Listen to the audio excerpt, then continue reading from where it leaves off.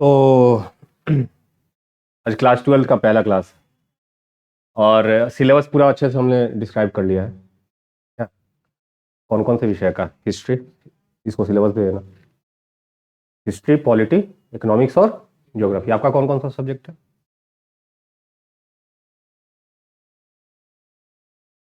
Geography, ठीक है।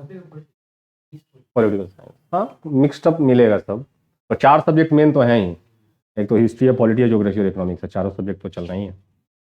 ठीक है, तो आज हम लोग स्टार्ट करने जा रहे हैं। टोटल हम लोग को 67 चैप्टर्स टोटल पढ़ने हैं। 67 चैप्टर्स, 67 चैप्टर पढ़ने हैं। कौन कौन सा विषय मिला के? इतिहास नहीं, तो इतिहास में टोटल 3 किताब पढ़ना है ना। इतिहास में 15 चैप्टर टोटल है। इतिहास में टोटल 15 चैप्टर।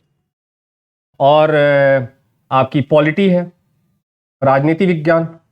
तो राजनीति विज्ञान में शायद 18 चैप्टर है। 9 चैप्टर करके दिया हुआ है दोनों में। तो 9 करके 18 चैप्टर पढ़ने हैं इसमें। 2 किताब है, एक आजादी के बाद कैसा इतिहास रहा हमारे देश का, और एक पढ़ना है विश्व इतिहास। पूरे विश्व में किस प्रकार की जो पॉलिटिकल थ्योरीज में दोनों देशों के बीच कैसा संबंध होता है, भारत का पाकिस्तान के साथ, अमेरिका के साथ, है ना, रूस और अमेरिका का संबंध, मतलब संबंधों के बारे में हमें डिटेल में पढ़ना है। फिर हमें पढ़ना है ज्योग्राफी, भूगोल। भूगोल में हम लोगों ने कितना चैप्टर देखा था जी? एक बार देखोगे। और एक देखना अर्थव्यवस्था। अर्थव्यवस्था में तो टोटल 12 चैप्टर है। 6 चैप्टर पढ़ना है आपको। अर्थव्यवस्था में आपको टोटल 6 चैप्टर। 2 बुक है, एक माइक्रो इकोनॉमिक्स, एक मैक्रो इकोनॉमिक्स, समष्टि अर्थव्यवस्था और एक व्यष्टि अर्थव्यवस्था। और फिर हमें पढ़ना है भूगोल में। तो भूगोल में कितना चैप्टर है टोटल? 22 चैप्टर है ना। तो 22 तो हो गया क्या टोटल? 8 5 13, 13 2 15, 15 2 17, हाथ में एक, एक एक 2, 2 1 3, 3 2 5, 1 6, टोटल 67 चैप्टर आपको कंप्लीट करना है। टारगेट हम लोग रखेंगे, अभी हम लोग स्टार्ट कर रहे हैं, फरवरी का आज 2 तारीख है, तो हम लोग 2 फरवरी से 12 का सिलेबस स्टार्ट कर रहे हैं। हम लोग का टारगेट है कि हम लोग अक्टूबर तक, क्योंकि बहुत सारी छुट्टियां मिलेंगी, दशहरा है, होली है, तरह तरह की छुट्टियां, घर मन नहीं लगेगा तो घर चले जाना, फिर आना। तो करते धरते आपका टारगेट रहेगा कि अक्टूबर में हम लोग अच्छे से सिलेबस को कंप्लीट कर लें, और अक्टूबर तक सिलेबस को कंप्लीट करके नवंबर, दिसंबर, जनवरी, है ना, सिर्फ आंसर राइटिंग करें। ऐसा आंसर राइटिंग करें कि एग्जामिनेशन में जब बैठे तो लगे कि अरे ये तो हम लोग घर में कितनी बार लिख के आ चुके हैं। ठीक है ना। तो हम लोग को 67 चैप्टर कंप्लीट करना है। इसमें हम लोग पहले इतिहास शुरू करने जा रहे हैं। और इतिहास में भी पुस्तक 1, पुस्तक 2 और पुस्तक 3 है ना। तो पुस्तक 1 में जो है प्राचीन इतिहास पढ़नी है, इसमें मध्यकाल पढ़ना है आपको, और इसमें क्या पढ़ना है आपको? थर्ड बुक में आपको आधुनिक इतिहास पढ़ना है, जिसमें डिटेल में हम चैप्टर सिलेबस लिखवा चुके हैं। तो आधुनिक बहुत इंटरेस्टिंग है, क्योंकि हमारे स्वतंत्रता संघर्ष के बारे में पढ़ना है कि कैसे हमें अंग्रेजों से देश की आजादी मिली। तो इसमें हम लोग ना पहले शुरुआत करेंगे, ताकि हम थोड़ा मजेदार चीज सीखें। बोरिंग चीज पहले पढ़ेंगे, है ना, तो फिर आप लोग को मजा नहीं आएगा। तो हम सबसे पहले मजेदार चीज स्टार्ट करेंगे, अंग्रेजों के बारे में पढ़ना, और तब हम लोग आएंगे, तब पढ़ेंगे फिर प्राचीन और मध्यकाल, जो मन करे वो पढ़ लो। पहले मजेदार चीज हम लोग कंप्लीट कर ले। टोटल 6 चैप्टर है ना इसमें, टोटल 6 चैप्टर है। तो हम लोग पहले स्टार्ट करने जा रहे हैं पुस्तक 3,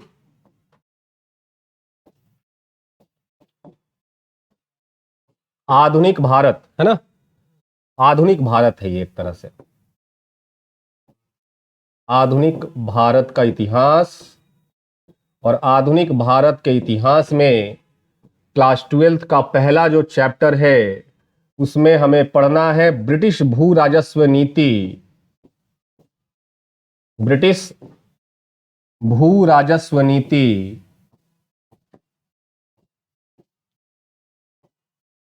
एवं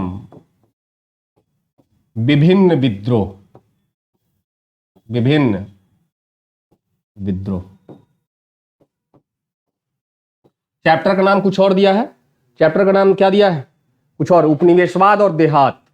यही है चैप्टर का नाम, उपनिवेशवाद और देहात। चैप्टर के नाम पे नहीं जाना है। इस पूरे चैप्टर में हमें यह देखना है कि कैसे अंग्रेजों ने हमें लूटा खसोटा है, कैसे शोषण किया यहां पे किसानों का। क्योंकि सदियों से, आजादी के बाद से जाकर के किसानी पे कोई टैक्स नहीं लगता। खेत पे आप अन्न उपजाते हैं, कोई टैक्स देते हैं? कोई टैक्स नहीं देते।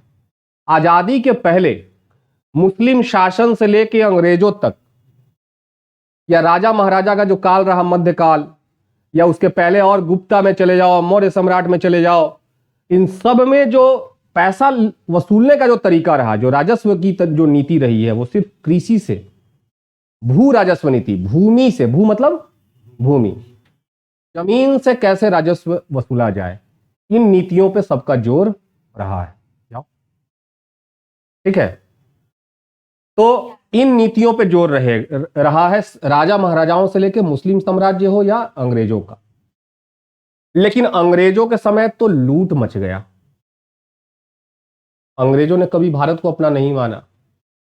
उनका एक ही लक्ष्य था, भारत में आना और लूट के अपने घर भेजना। व्यापारी है ना ये, भारत में आए थे व्यापार करने, हमेशा से मनसा क्लियर है इनका कि भारत से सिर्फ माल कमाना है और अपने घर ले जाना है। बाकी राजाओं के समय में भी, सुल्तानों के समय में भी, बादशाहों के समय में भी भारत में भूमि राजस्व वसूली गई। ऐसा नहीं था कि उस समय किसान जो है बहुत खुशहाल रहे हैं। उस समय में भी, अकबर के समय में हो या औरंगजेब के समय में हो या लोदी के समय में हो या खिलजी के समय में हो, तुगलक के समय में हो, ये जो मुस्लिम राजा रहे या हिंदू राजा रहे, इनके समय में भी जम के किसानों से भूमि राजस्व वसूला गया।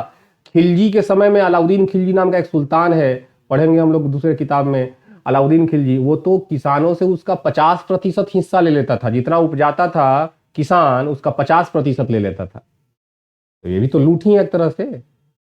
उसके बावजूद भी जो अंग्रेजों के समय में किसानों की दयनीय स्थिति हुई, वैसी दयनीय स्थिति उन लोगों के समय में नहीं हुई। ऐसा इसलिए क्योंकि जब सुल्तानों ने जो उस समय राजस्व जो लिया, उसका उपयोग वापस से भारत में ही किया। सुल्तान भले ही आए थे कहीं दूसरे देश से, लेकिन जो पैसा इन्होंने लूटा, जो भूमि राजस्व लिया, वो कहीं ना कहीं वापस से भारत में ही लगा दिया, यहीं पे खर्च कर दिया। यहीं पे रोड बनवाना, यहीं पे नहर बनवाना, यहीं पे सेना में पैसा खर्च करना, पैसा तो यहीं रह गया ना जी, यहीं से लिया और यहीं पे। लेकिन अंग्रेज तो यहां से लेकर के कहां लेके चले जाते हैं, उसका उपयोग भारत में तो नहीं किया उसने। हम आपसे ले करके और मार्केट में खर्च करें तो पैसा तो इंडिया में ही रह जाएगा ना जी, लेकिन हम उठा करके ले जाके इंग्लैंड में रख दे तो उस देश के काम आएगा, मेरे देश के तो काम तो नहीं आ रहा है। वो बात समझ रहे हैं? तो ये हमारा इस चैप्टर में पूरा जो जोर रहेगा, पूरा जो ध्यान रहेगा, वो रहेगा कि ब्रिटिश रेवेन्यू पॉलिसी। इसका अब चूंकि आ गया है, हम मुझे लगा कि आओगे नहीं तुम। ब्रिटिश, हाँ हाँ, हो गया हो गया हो गया हो गया। आपकी सारी आवाज़ें यहाँ तक आ जाएंगे बोलिएगा तो, फिर आपकी मम्मी सुनेंगी कि आप कौन सा बहाना बना रहे थे। हाँ, क्योंकि आपकी आवाज़ यहाँ पे आएगी, हम वीडियो रिकमेंड कर देंगे आपकी मम्मी को, फिर सुन बोलेंगे देख लीजिए क्या बोलता है। British revenue policy and different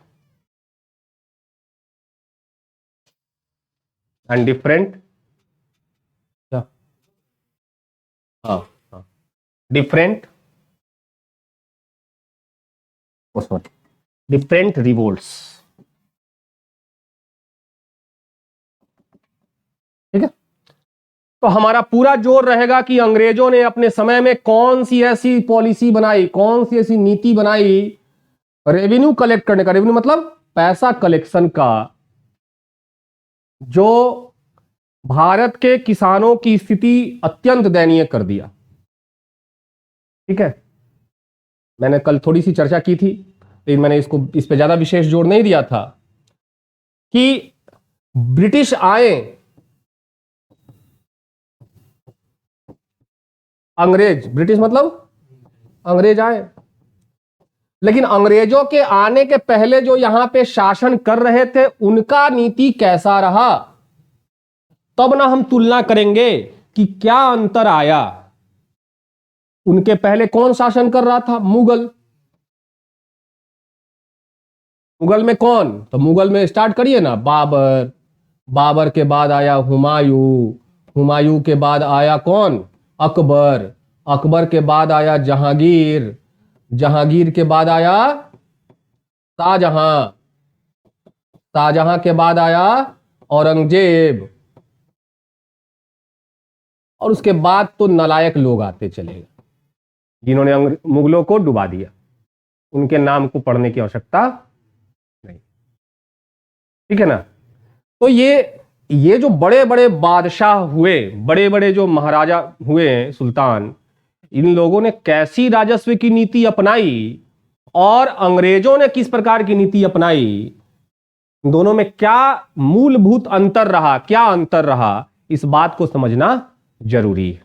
तब हमें इस क्लियर कट पता चल जाएगा कि कैसे ये लूट रहा है।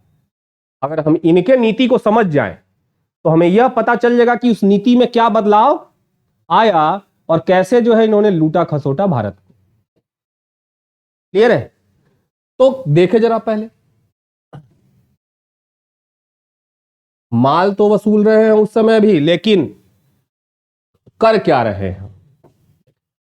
अंग्रेजों के समय जब मुगलों के समय में जो भूमि राजस्व, भू राजस्व,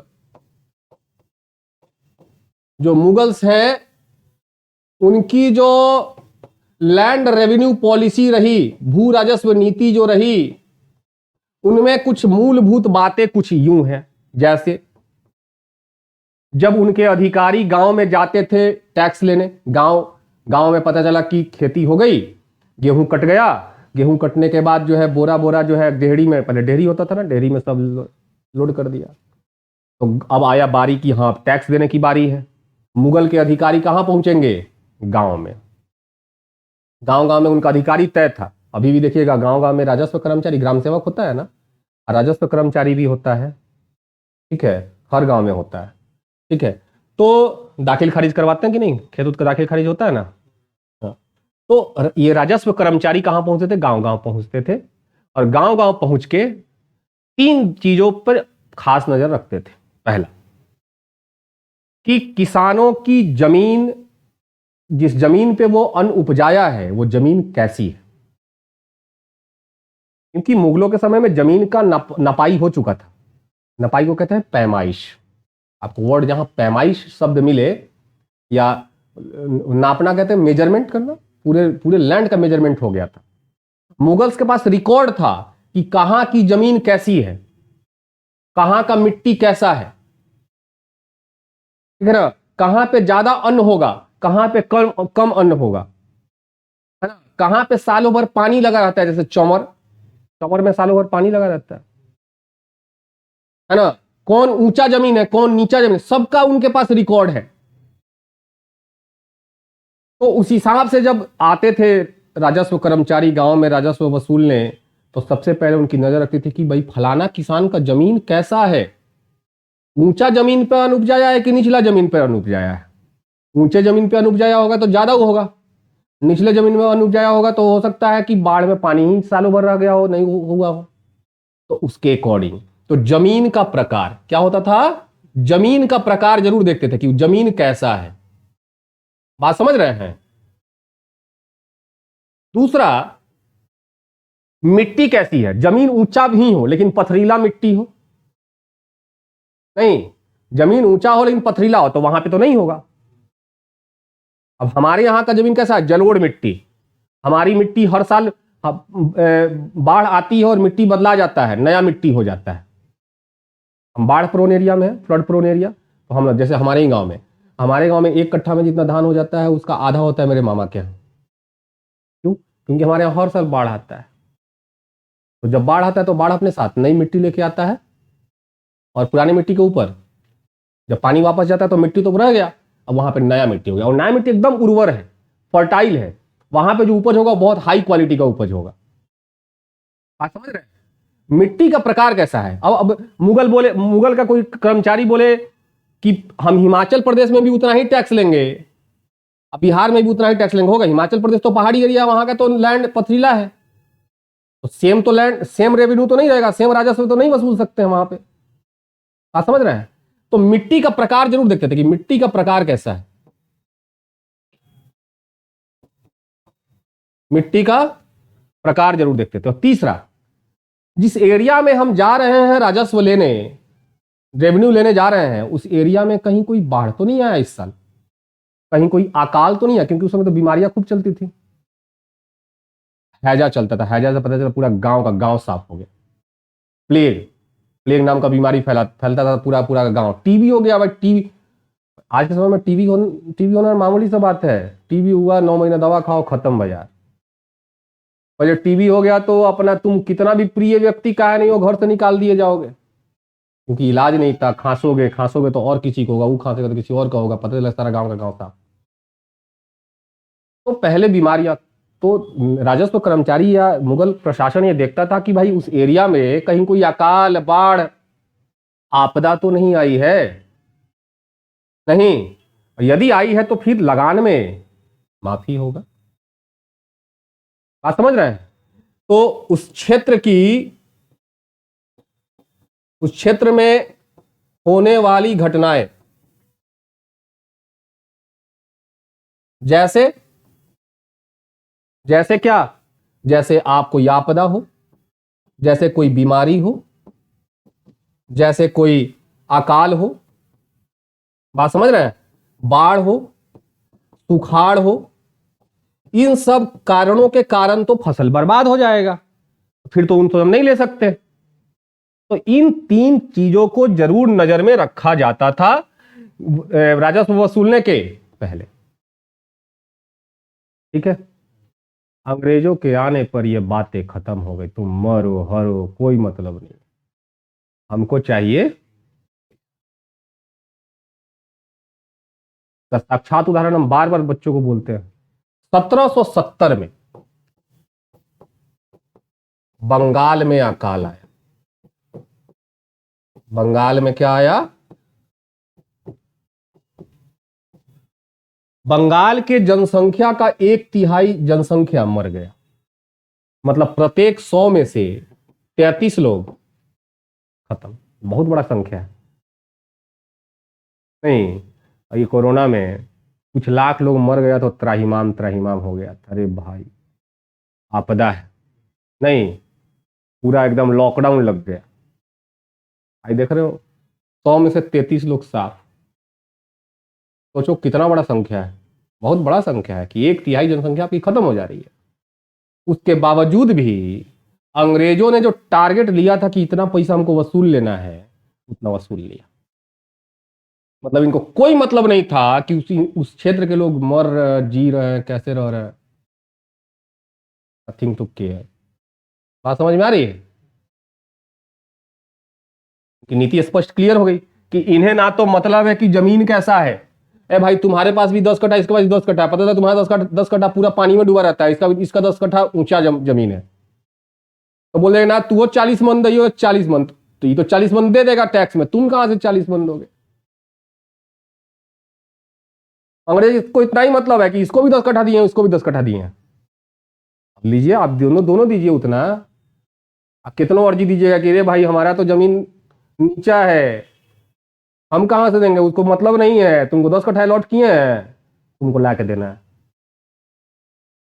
अब या तो तुम खेती करना छोड़ दोगे, कहोगे ना हम मजदूरी कर लेंगे, नहीं तो तुम जाओ कर्जदार साहूकार महाजन, गांव में साहूकार महाजन होता है, 10-10% के रेट पे आजो चलता है कई जगह, 10-10% के रेट से महाजन सब देता है। नॉर्मली 2-3%, 4% तो मिलता ही है, लेकिन कहीं कहीं गांव में एक लगा बता रहा था सर, मेरे गांव में तो 10% के रेट से देता है सब ब्याजी। हमने तो 10 गुने 12, 120%, मतलब एक ही साल में 2 गुना माल छाप दिया।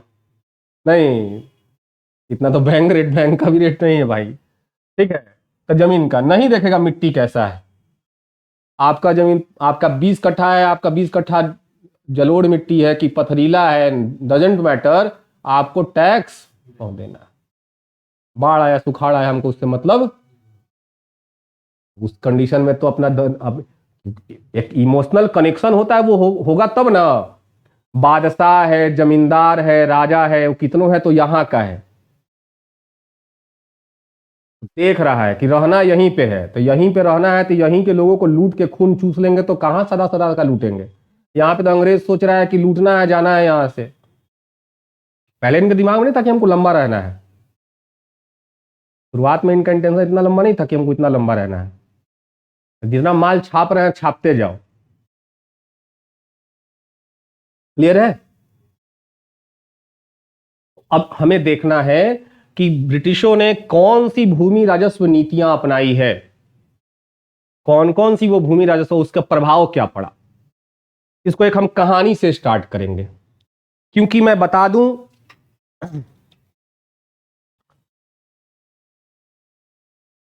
हूबहू किताब जैसा मत ढूंढना सर, एकदम हूबहू लाइन, एकदम जो तुम्हारे किताब में वही चीज, लेकिन हम अपने तरीके से। ठीक है?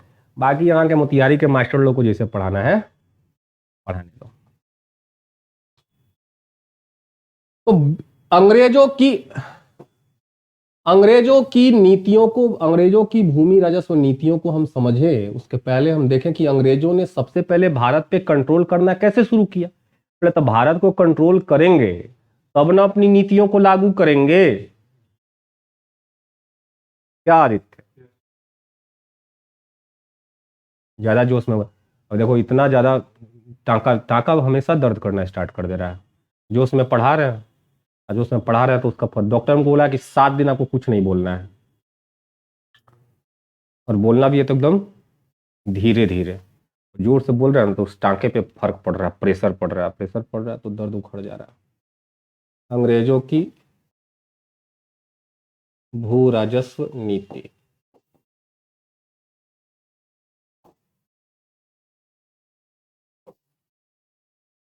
सत्रह में पहली बार अंग्रेजों का किसी भारतीय राजा के साथ आमना सामना होगा। उसके पहले एक भी ऐसा युद्ध नहीं है जिसमें अंग्रेजों ने भारतीय राजाओं का सामना किया। ठीक है? 1757 में पहली बार प्लासी का युद्ध लड़ा जाएगा। कौन सा युद्ध? प्लासी का युद्ध। एक तरफ है अंग्रेज, और अंग्रेज में भी अंग्रेज अधिकारी का नाम याद रखना है, एमसीक्यूज। हम एमसीक्यूज भी देखते जाएंगे ना। बैटल ऑफ प्लासी इंग्लिश में भी लिखना जरूरी है, मैं भूल जा रहा हूं कि आदित्य भी बैठा हुआ है।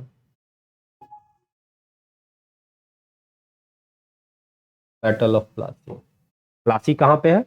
बंगाल में। कहां पे है प्लासी? पूछ दे, कोई पूछ दे प्लासी कहां पे अवस्थित है? बंगाल में। पूछ दे प्लासी, प्लासी गंगा नदी के किनारे है। किस नदी के किनारे? गंगा नदी। और जिला पूछ दे तो नादिया जिला। ठीक है? तीनों चीज याद रखिए, प्लासी गंगा नदी के किनारे नादिया जिले में। जैसे कैसे हमारा पूर्वी चंपारण जिला है, नादिया जिला है बंगाल में। ठीक है? तो अंग्रेज अंग्रेज ब्रिटिशर्स, और ब्रिटिशों की तरफ से कौन, कोई तो अधिकारी होगा ना जो लीड कर रहा होगा, जो नेता होगा। नाम है इसका रॉबर्ट क्लाइव।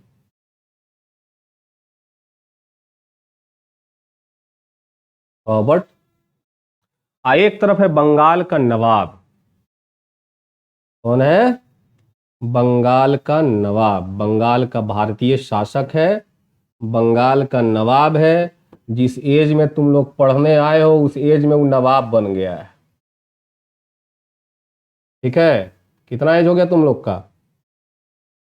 17 हो गया ना? तो वो 18 में नवाब बन गया। देखते हैं अगले साल तुम नवाब बन रहा है कि नहीं, है ना? नाम है इसका सिराजुद्दौला। क्या नाम है इसका? सिराजुद्दौला। रिकॉर्डिंग में है कि नहीं? हाँ है रिकॉर्डिंग। इसका नाम है रॉबर्ट क्लाइव। तो भाई साहब 1757 में आमना सामना होगा अंग्रेजों का और बंगाल के नवाब का। ये कोई युद्ध नहीं था, ये बड़ा शातिर व्यक्ति, इसका युद्ध में ज्यादा बिलीव नहीं है, ये कूटनीति खेलता है। ठीक है? तो इसने साजिश की किसके खिलाफ? बंगाल के नवाब के सारे लोगों को, मेन मेन लोगों को अपने में मिला लिया है पहले। इसमें सबसे मेन है मीर जाफर। कौन है? मीर जाफर। इसका सिराजुद्दौला का एक सेनापति है, सेनापति है। कौन है? मीर जाफर। यहीं यहीं तो धोखा दे देगा। ठीक है, तो मीर जाफर, नवाब को पता नहीं, इसके अतिरिक्त भी और भी सेनापति लोग हैं, मीर मदान, और भी लोग हैं सिराजुद्दौला के साथ, लेकिन मेन कौन है? ये मीर जाफर है। अब प्लासी में एक तरफ अंग्रेजों की सेना, एक तरफ सिराजुद्दौला की सेना। अंग्रेजों की सेना मात्र 3-4-5 हजार, सिराजुद्दौला की सेना 50 हजार। कहीं कोई कंपैरिजन ही नहीं है कहीं। लेकिन यहाँ पे तो ये दूसरा गोटी बिछा के रखा है, ये तो दुइये गो के साथ आता तब भी जीतता, क्या कि गोटी अलग बिछा हुआ है। अच्छा, पहले के युद्ध में राजा खुद आगे नहीं जाता था, राजा पीछे रहता था, आगे सेनापति लड़ेगा। आगे थोड़ा बहुत झड़प स्टार्ट हो गया, हो हल्ला मचना स्टार्ट हो गया, कुछ लोग घायल हुआ, कुछ लोग 2-4 लोग मरा। इसमें एक सेनापति था मीर मदान, वो मारा गया। मीर जाफर पीछे जाके कह रहे आप जाइए ना वापस राजधानी, हम युद्ध जीत के आते हैं। ठीक है, तो सोचा कि हम लोग के सामने अंग्रेज टिकेगा कहाँ, हम लोग का संख्या है 50 हजार, ठीक है हम चलते हैं, आप युद्ध जीत के आइए। अभी मीर सिराजुद्दौला अपने हाथी पे चढ़ के निकल गए अपने राजधानी मुर्शिदाबाद। तब तक जो है मीर जाफर जाके रॉबर्ट क्लाइव के गले वले मिल लिए, खत्म बाजार, है ना। धोखा हो गया सिराजुद्दौला के साथ। मीर जाफर अपने बेटा को पीछे भेज दिया कि जाओ रास्ता में जहां भेटाएगा वहां पे खत्म करो इसका बाजार। तो मीर जाफर का एक बेटा है मीरन, इसका बेटा है, क्या नाम है इसका? मीरन। तो मीरन जो है वो बीच रास्ते में जाकर के अपने सैनिकों की सहायता से सिराजुद्दौला की हत्या। तो इस प्रकार से पहली बार अंग्रेजों ने किसी भारतीय शासक को कूटनीति या साजिश या युद्ध कर लो, या युद्ध के नाम पे कलंक था, युद्ध ना था नहीं, खून बहा नहीं, बस एक साजिश मात्र रह गया, जिसमें साजिश के तहत वहां के नवाब को हरा दिया गया। अंग्रेजों ने बस इतनी लालच दी थी कि मीर जाफर जी आप हरवाइए, हम आपको बंगाल का नवाब। बात समझ में आ रही है? बस मीर जाफर को बना दिया गया क्या? बंगाल का। तो 1757 से लेकर के 1760 तक बंगाल का नवाब कौन रहा? बंगाल का नवाब मीर जाफर। अब ये इनका जिक्र हम क्यों किए, हम सीधे क्यों नहीं बोल दिए कि अंग्रेज डायरेक्ट बंगाल पे कब्जा कर लिया? क्योंकि एक बार में कब्जा नहीं किया, अब नवाब बना दिया। अब किसकी सहायता से नवाब बने? अंग्रेजों की सहायता से नवाब बने। अब अंग्रेज खबर भेज रहे भाई साहब 5 लाख रुपये भिजवा दीजिएगा, खजाना में से 5 लाख रुपया। इस युद्ध में नवाब बनने के बाद, इस युद्ध के बाद अंग्रेजों का खजाना भर दिया मीर जाफर। रॉबर्ट क्लाइव को 20 लाख रुपया दिया, उस समय का 20 लाख, अभी का 20 लाख छोड़ दो, उस समय का 20 लाख आज के करोड़ों में है। आप समझ रहे हो, 20-25 करोड़ से ज्यादा का है वैल्यूएशन। अब इकोनॉमिक्स के टर्म में हम नहीं जाएंगे अभी कि क्या वैल्यूएशन होगा, लेकिन इतना जान लो कि करोड़ों में। और ये रॉबर्ट क्लाइव अदना कर्मचारी बन के भारत आया था, अपनी काबिलियत के बदौलत गवर्नर तक चला गया, इतना माल छापा कि ब्रिटेन का लोग भौचक्का है कि रॉबर्ट क्लाइव इतना माल कैसे छाप लिया। माल छाप के वापस गया तो इतना लोग प्रेशर दिया, इतना ताना मारा कि आत्महत्या कर लिया बेचारा। खाली माल कमाने से नहीं होता है, उसको झेलना भी पड़ता है। अब नया नया गरीब, नया नया धनिक बना, अब इस सारा इतना प्रेशर कि कहां से माल छपले बड़े, इतना तो जरूर लूट के लिए आयल बड़े ना, इतना ना प्रेशर पड़ा कि बेचारा फांसी लगा के आत्महत्या कर लिया रॉबर्ट क्लाइव। फिर अपना नाम रोशन करके चला गया, इतिहास में रटना पड़ रहा है हम लोग को आज भी, क्या यह वो भरना पड़ता है हम लोगों को। ठीक है, तो मीर जाफर ने क्या किया? मीर जाफर तो पैसा वैसा जो दिया तो दिया ही, इसने पहली बार बंगाल का कोई क्षेत्र अंग्रेजों को दिया, पहली बार कोई क्षेत्र अंग्रेजों को दिया जमींदारी करने के लिए। मतलब जमींदारी मिलने का मतलब यह हुआ कि आप वहां का टैक्स वसूल सकते हैं। ये एरिया था 24 परगना, क्या नाम था? 24 परगना जिला का नाम है, जैसे कैसे पूर्वी चंपारण है, 24 परगना नाम ही है, ये नहीं कांड कीजिएगा कि 1 2 3 4 5 24 गो ना, ये पूरा नाम ही है 24 परगना। क्लियर है, आज भी जिला है। ठीक है, तो 24 परगना की जमींदारी किसको मिली? 24 परगना की जमींदारी मिली अंग्रेजों को। किसको मिली? अंग्रेजों को, ईस्ट इंडिया कंपनी को। अंग्रेजों का कहने का मतलब है कि ईस्ट इंडिया कंपनी को। अब पहला भूमि मिल गया।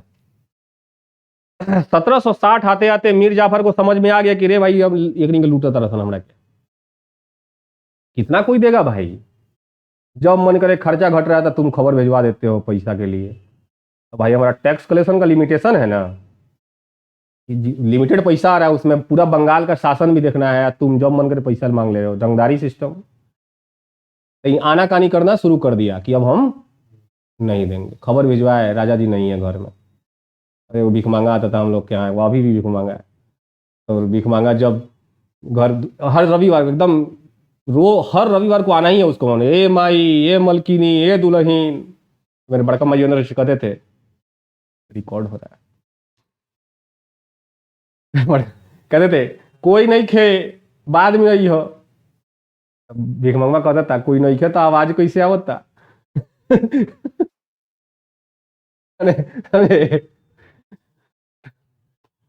तो वहां पे कहते राजा जी नहीं है, मतलब राजा जी ने आनाकानी, मिर्जाफर ने आनाकानी करना शुरू कर दिया। तब अंग्रेजों को लग गया कि भाई अब ये यहां से, अब इससे जितना हम चूस चुके हैं इसको, अब चूस चुके हैं, अब किसी और को गद्दी पर बैठाना पड़ेगा। अब मीर जाफर का एक दामाद था, मीर कासिम, ताक में था कि हमको मौका मिले हम नवाब की गद्दी पर। बहुत काबिल व्यक्ति था, बहुत काबिल। ये बंगाल के नवाबियत में दूसरा ऐसा सबसे काबिल इंसान बनेगा, देखेंगे इसने क्या किया। मैंने, हम टोंट में नहीं बोल रहे हैं, वाकई में वो बहुत इंटेलिजेंट पर्सन था मीर कासिम। वो अपने करनी से खत्म हो गया, अलग बात है। अब ये आश्वासन दिया अंग्रेजों को कि काहे को चिंता करते हैं, हमको बनाइए ना, हम आपका डिमांड खाली पूरा करेंगे सारा। अब तो अंग्रेजों को बहाना चाहिए था ना, ऐसे ही तो मीर जाफर को गद्दी से नहीं हटाता ना। तब मीर जाफर को बोला कि एक काम करिए, खबर भिजवाया बंगाल का गवर्नर, जो जो ईस्ट इंडिया कंपनी का गवर्नर था, उसने खबर भिजवाया वेंसिटार्ट की, इनको एक काम कीजिए, आप सूबेदार, नायब सूबेदार बना दीजिए। नायब सूबेदार मीन्स कि राजा नवाब के बाद जस्ट बाद इनका पोजीशन हो जाता। इसका माथा ठनका मीर जाफर का कि रेकाए के अचानक से अंग्रेज सब बोल रहा है कि इसको बना दो नायब सूबेदार, तो मना कर दिया। बहाना चाहिए था अंग्रेजों को, मना किए, अंग्रेज अपना सेना भेज दिया, मुर्शिदाबाद को चारों तरफ से घेर लिया, और बेचारे को अपना पद छोड़ना पड़ा, बंगाल के नवाबियत को छोड़ना पड़ा। ये बोला कि जाइए आप, आपको हम 15,000 का महीना देते हैं, हर महीना पेंशन, जाइए कलकत्ता में आराम से रहिए। बस मीर जाफर को उठा करके मुर्शिदाबाद से कलकत्ता निर्वासित करके भेज दिया गया, हर महीने कितना रुपया? 15,000 दे करके। अब गद्दी पे बैठेगा अब कौन? मीर कासिम। 1760 से 1763 मीर कासिम बंगाल का नवाब बना। ठीक है, अब ये भाई साहब बंगाल के नवाब बने, अगले ही साल जानता था कि मुर्शिदाबाद से सटले है कलकत्ता, ये सब के आने में देर नहीं लगता है, तुरंत पैसा के लिए खबर भिजवाता है। तो शुरुआत में तो खूब इनका जो जो डिमांड मांगा अंग्रेज सब खूब पूरा किया, और डिमांड में जो पैसा दिया सो दिया ही। मीर जाफर ने तो मात्र एक एरिया दिया था, मीर कासिम ने 3 क्षेत्र दिया। सुन लीजिए, वर्धमान, मिदनापुर और चटगांव, सॉरी चटगांव।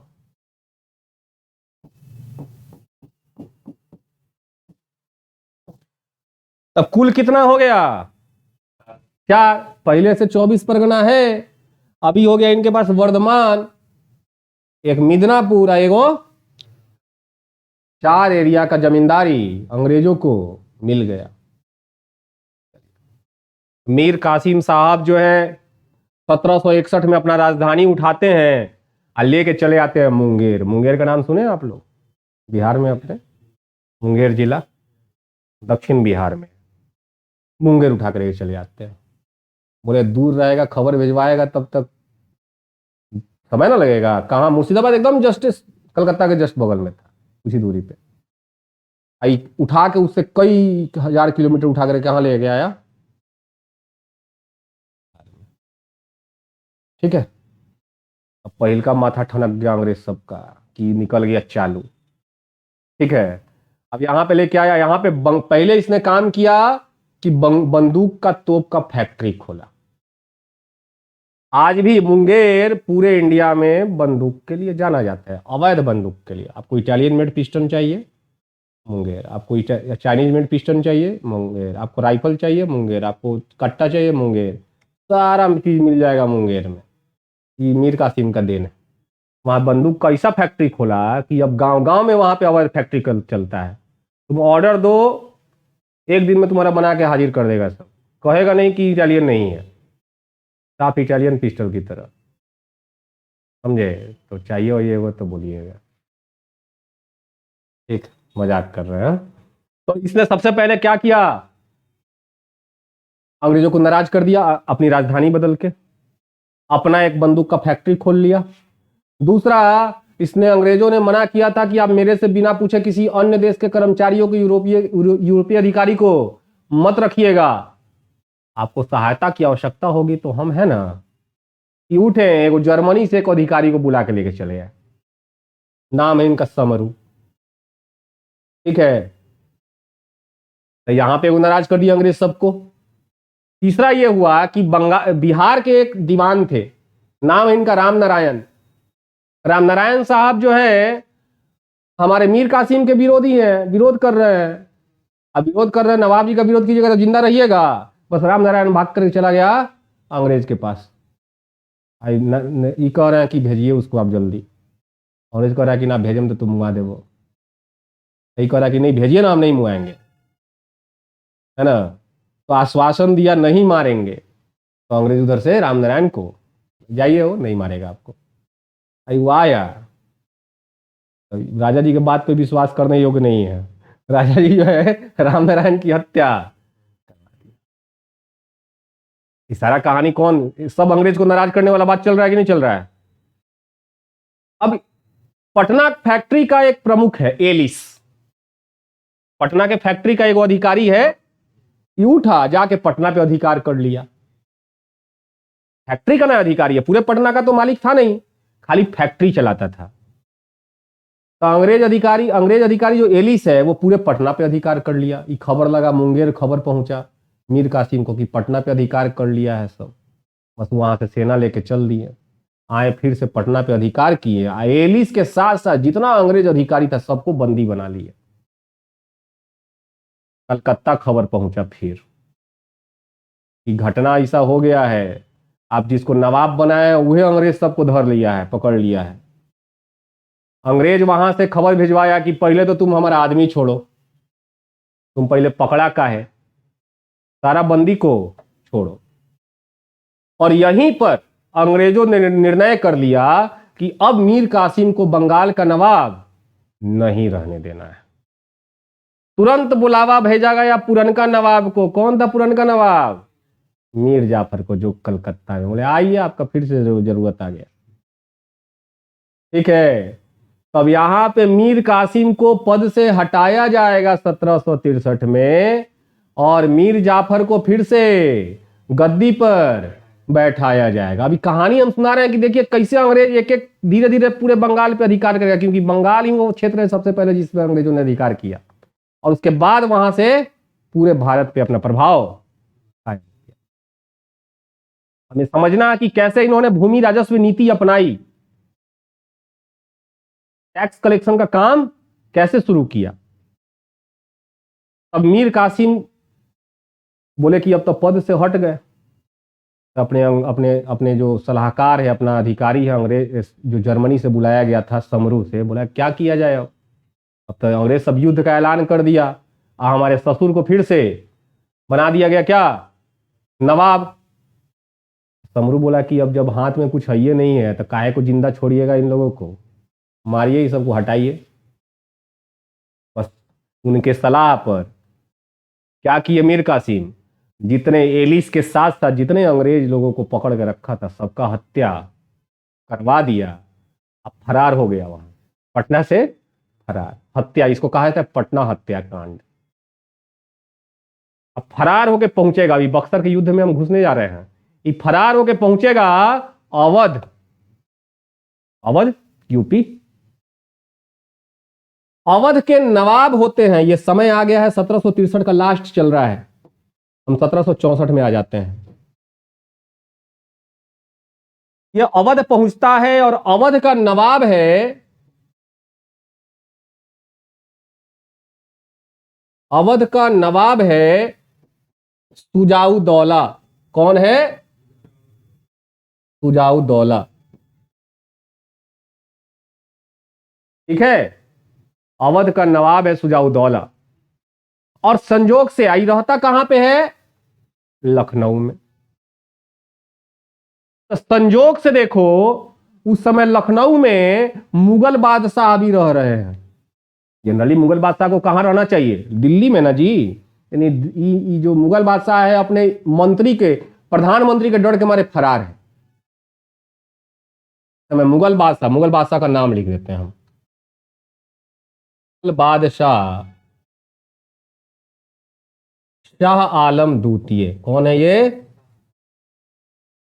शाह आलम द्वितीय। इसका ओरिजिनल नाम है अली गौहर, लेकिन उपाधि के साथ बैठा है किस नाम से? शाह आलम द्वितीय से। तो जब नवाब बना ना, उसके पहले इसके बाबूजी नवाब थे, आलमगीर द्वितीय। आलमगीर द्वितीय को उनका प्रधानमंत्री हत्या करवा दिया दिल्ली में, मैंने बादशाह को मरवा दिया, मुगल बादशाह को। बात समझ रहे हैं? यहाँ ये बात समझ में आ रहा है कि नहीं, कि जब नवाब बने थे उसके पहले इनके बाबूजी नवाब थे, आलमगीर द्वितीय। तो 1859 में इनके बाबूजी जो है आलमगीर द्वितीय, उनकी हत्या कौन करवा दिया? इनका प्रधानमंत्री। कौन करवा दिया? प्रधानमंत्री। नाम है इसका इमादुल मुल्क। नाम क्या है? ये प्रधानमंत्री है, वजीर है। और उस समय संजोग से शाह आलम दिल्ली में नहीं तो यूं मारे जाते, इस संजोग से उस समय पटना में है, अब बाप तो मारे गए। तो इनका राज्याभिषेक पटना में हुआ, अंग्रेज करवाया। अब देखो, जो अंग्रेज करवाया उसी अंग्रेज के खिलाफ लड़ने जा रहे हैं अभी। अंग्रेज पटना में अपने देख रेख में शाह आलम का राज्याभिषेक करवा दिया। अभी बन गए मुगल बादशाह, बिना दिल्ली में बैठे, ये बाहरे बाहरे घूम रहे हैं बादशाह बने हुए। इनके पास कोई एरिया नहीं है, कोई जो है साम्राज्य नहीं है, ये भागे भागे फिर रहे हैं दिल्ली से। इनको डर है कि दिल्ली में जाएंगे इमादुल मुल्क हमको मरवा देगा। इमादुल मुल्क किसी और को बैठाए हुए दिल्ली में, अब कि हम शाह आलम द्वितीय को नहीं मानते मुगल बादशाह, ये शाहजहां तृतीय है। देखो, शाहजहां तृतीय को गद्दी पे बैठाया हुआ था। खैर वो बहुत कम समय के मेहमान बने। असली मुगल बादशाह कौन है? तो ये अपने प्रधानमंत्री के डर से कहां छुपे हुए हैं? सुजाउदौला के पास छुपे हुए हैं शाह आलम द्वितीय।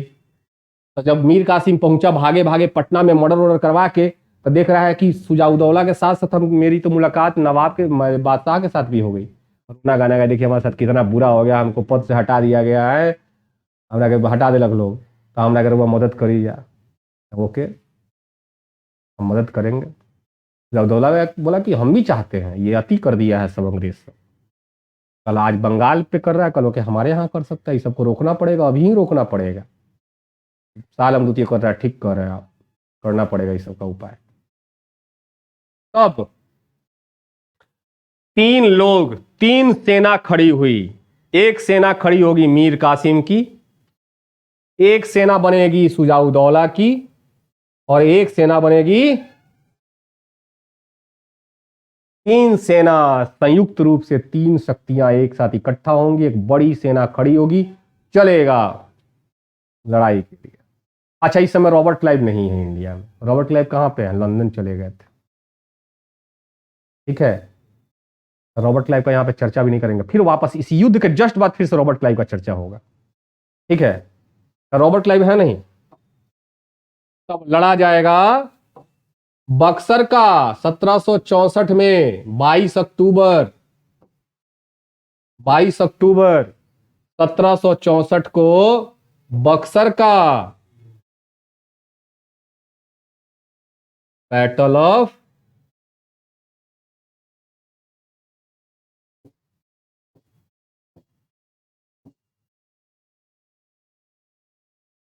ठीक है, तो बैटल ऑफ बक्सर लड़ा गया। अंग्रेजों के तरफ से था, जो ब्रिटिशर्स हैं, ब्रिटिश हैं, उनकी तरफ से है हेक्टर मुनरो। पहले वाले में कौन थे? रॉबर्ट क्लाइव खुद थे। इसमें है हेक्टर मुनरो। नाम याद रख लीजिएगा एमसीक्यूज के लिए। यार एमसीक्यूज तो हम अलग से पढ़ाई करेंगे, और जब भूलिएगा तब एक बार जा करके आपको, क्योंकि शुरुआत का कुछ वीडियोज हम जब तक बच्चे आते नहीं है ज़्यादा मात्रा में, तब तक कुछ शूट करते जाएंगे। कहेगा सर हमारा छूट गया, कहेंगे जाओ वहां पे देख लो।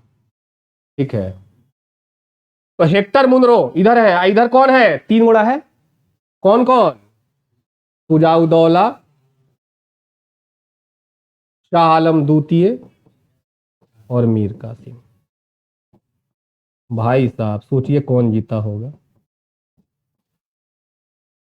कौन जीता होगा? कौन सब? संख्या बल से नहीं जीती जाती युद्ध, रणनीति से जीती जाती है। देखा तेरा नाको चना चबवा दिया सब यूक्रेन रूस का। रूस अपने आप को बड़का महाशक्ति समझ रहे थे, हमारे सामने कोई बा।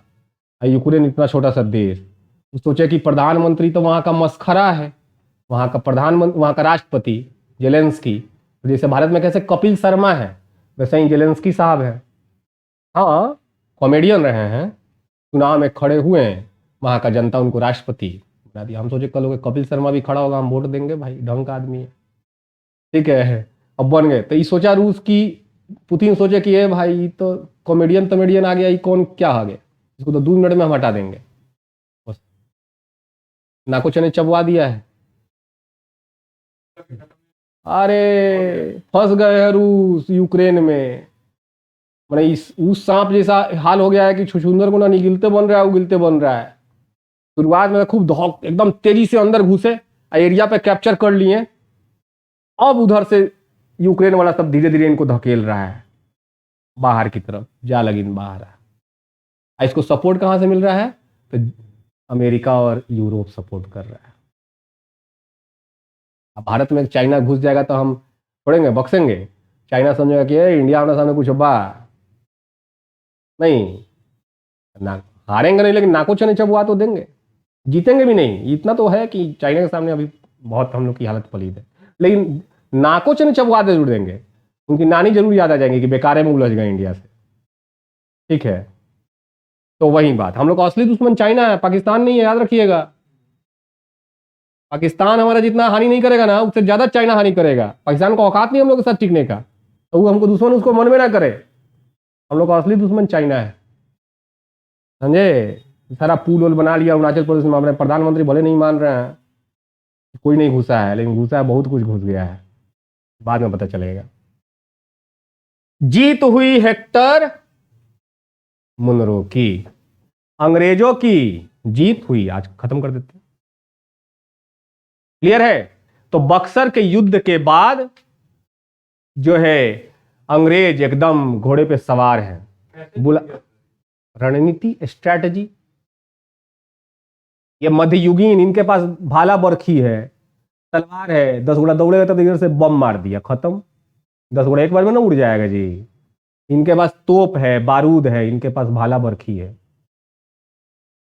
थोड़ा बहुत है लेकिन थोड़ा बहुत है। तो अब जीत के बाद बक्सर के युद्ध में अंग्रेजों की जीत हुई, फिर से बुलावा भेजा गया रॉबर्ट क्लाइव का कि आइए हो, जरूरत पड़ा है आपका। फिर से वापस इंडिया आते हैं और आगे चल के अगले क्लास में हम लोग देखेंगे कि कैसे इलाहाबाद की संधि होगी, और इलाहाबाद की संधि में जहां खाली 4 क्षेत्र मिला था, अभी तो पूरा बंगाल, बिहार और उड़ीसा का राजस्व वसूलने का अधिकार अंग्रेजों को, और यहीं से भारत की तबाही शुरू होगी। तो भारत की तबाही की कथा कल सुनेंगे हम लोग। मिलते हैं एपिसोड के बाद।